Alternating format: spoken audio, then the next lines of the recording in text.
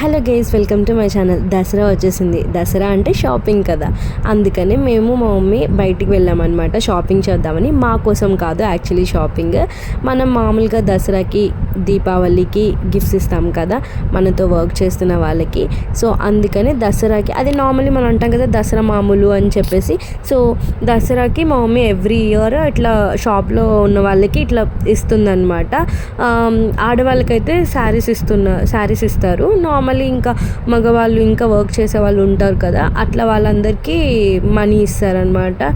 దసరా మనతో పాటు మన కోసం వర్క్ చేస్తున్న వాళ్ళకి, మనతో వర్క్ చేస్తున్న వాళ్ళకి కూడా మంచి పండుగే కాబట్టి ఇట్లా షేర్ చేసుకోవడం మా మమ్మీకి ఎవ్రీ ఇయర్. చాలామంది అందరూ చేస్తారు.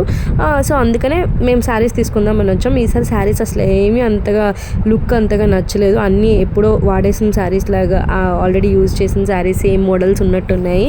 మేము పడమట వరలక్ష్మికి వచ్చామన్నమాట. ఇంకా వెతగ్గా కొన్ని శారీస్ కూడా దొరికినాయి.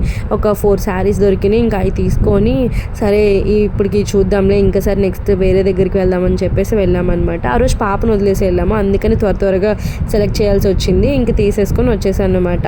Thank you for watching. Please consider subscribing. Bye.